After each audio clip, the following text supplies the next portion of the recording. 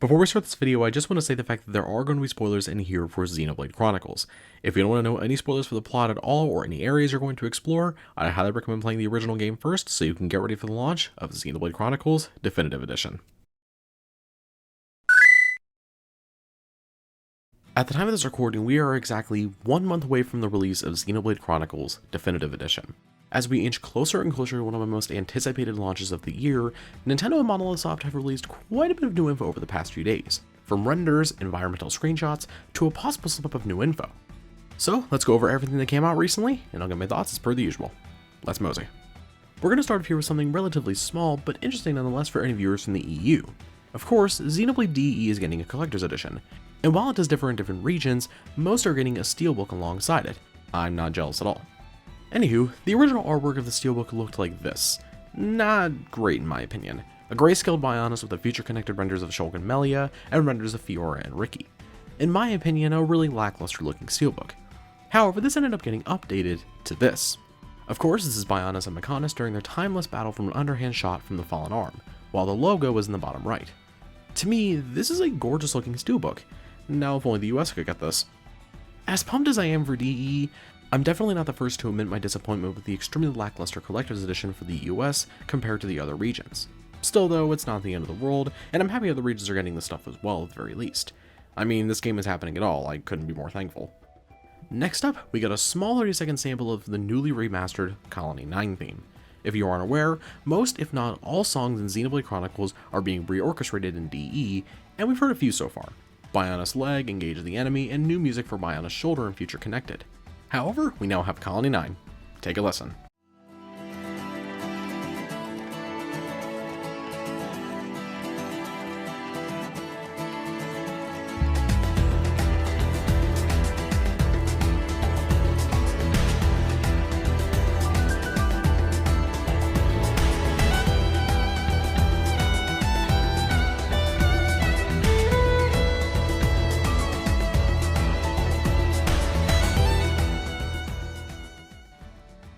Now, let's just say that you personally aren't super happy with the reorchestrated stuff, or you just like to have the original alongside it.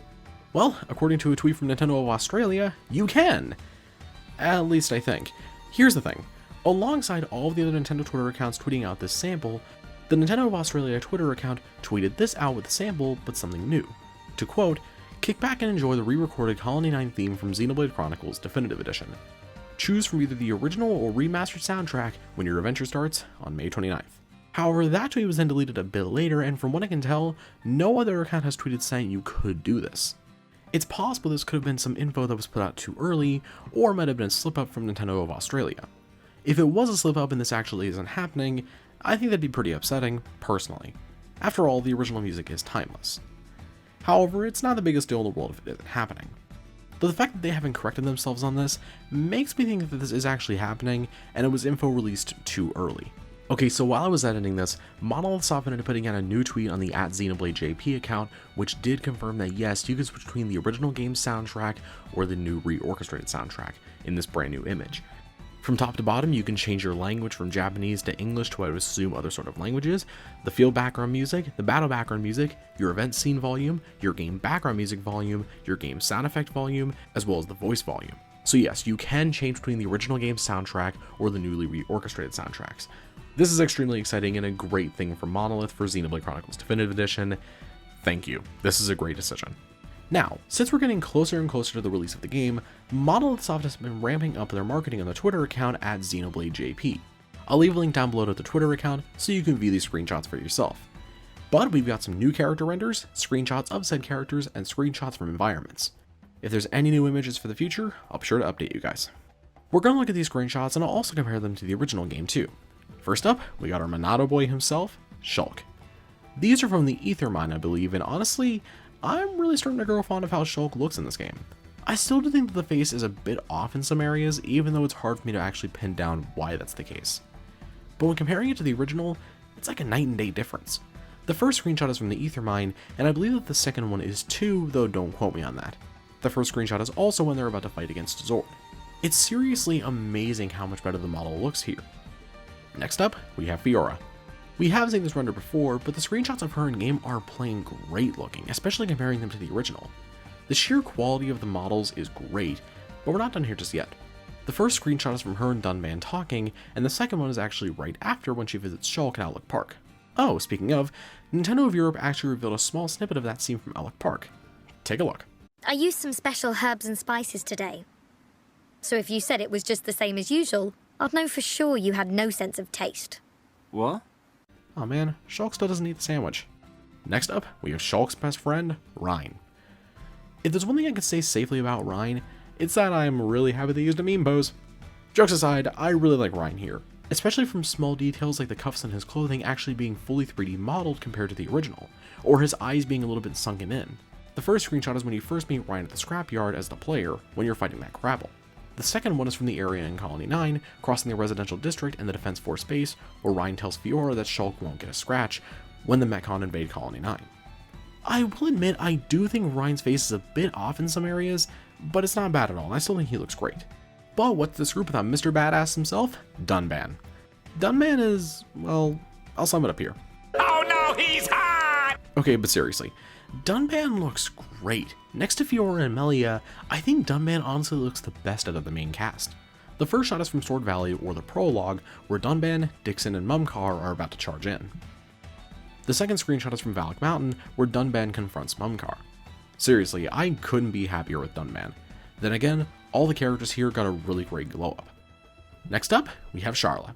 The first image is of Shulk and Rhine bringing the vehicle back to Colony 6, and that's it. No other god-awful parts of Xenoblade 1 in this picture. Not at all. Nope. The next screenshot is of Charla and the group in the Ether Mine with the iconic line Charla has from the original. Charla is, well, simply put, pretty great looking here. She always had one of my personal favorite designs from the original, and I think she looks great here. Next up, we have the Princess of the High Ansia herself, Melia. Like I said already, Dunban I think has the overall best visual upgrade, but Melia is a close second. Melia always had one of my favorite designs from the original as well, and I think she looks pretty great here. The first screenshot is from when you first enter Magna Forest. Now she looks a little bit, how you say, angry. The second shot is from Aerith C, but I can't totally remember where this cutscene takes place. Apologies. But I think honestly Melia looks great here. I think she looks amazing future connected as well with that new design. Christ, it's like Square and Monolith are fighting to see who can make the best waifu. But of course, Melia is holding everyone's favorite little hero pawn, or in Ryan's case Furball, Ricky. For a last look at the newly remastered party members, I think Ricky looks pretty good. His DE upres look isn't exactly mind-blowing per se, but it still looks really good nonetheless. I'm a pretty big fan of the new render he has too. The first screenshot is of when the group first meets Ricky in Magna Forest at the Hero Pawn ceremony. The second screenshot is, once again, at Aerith C. For the life of me though, I can't figure out where this cutscene takes place either. Again, apologies. But that's it for character renders. But that's not all, because we've got some newly released screenshots of remastered areas in Definitive Edition. Let's take a look. The first one here is of the observation platform on Bionis Leg with Shulk, Rhine, and Charla. The second one is from Believer's Paradise, a secret area in the original game to look over Bionis Leg. Next up is Glow Moss Lake from the Ether Mine, which, yep, they've definitely decided to emphasize the glow aspect a lot more. The final one is from Shining Pond in Satorla Marsh. All of these are just, God, they look good. My favorite out of all of these is easily Glow Moss Lake. That shit is amazing looking. The game in general looks incredible visually, but it just looks better and better each time. That's not all though, because we've got a lot more. The first is of the Great Magna Falls secret area. Next up is, okay, for the life of me, I can't remember this area from the original game. I believe it's the area near the Noppon's tree, but I'm not sure. If anyone can help me out down below, that'd be appreciated. However, we see a certain something in the background there, item orbs. Looks like they're returning. We then have the three standing at the river part of the Great Magna Falls, with Bionis swimming above them.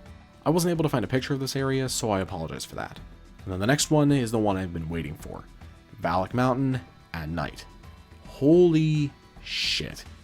Valak Mountain is already a personal favorite of mine from the original game, and it's not just because of the incredibly funny ice physics, but because of how incredibly gorgeous Valak Mountain is. At nighttime though, it was breathtaking even on the Wii. The game, the more I see of it, the bigger a smile I get on my face each time. It looks drop dead beautiful. And as for Monolith, those ice physics better be the exact same. I want to launch like a catapult, damn it. Joking aside though, that's everything. With the game a month away, I can't say enough how excited I am for it. This year for me has been amazing for games thus far. Final Fantasy VII Remake, Persona 5 Royal, Persona 5 Scramble, whenever that's coming anyway, and now a remake of my favorite game of all time. We don't really deserve this company, but there's a reason I love Monolith Soft. So, with that said, what do you all think? The characters, the environments, and the Colony 9 reorchestration? What do you think of all of it? Let me know down below. Thank you all very much for watching, and I'll see you guys in a month when we return to the world of Bionis. Peace out, soldiers.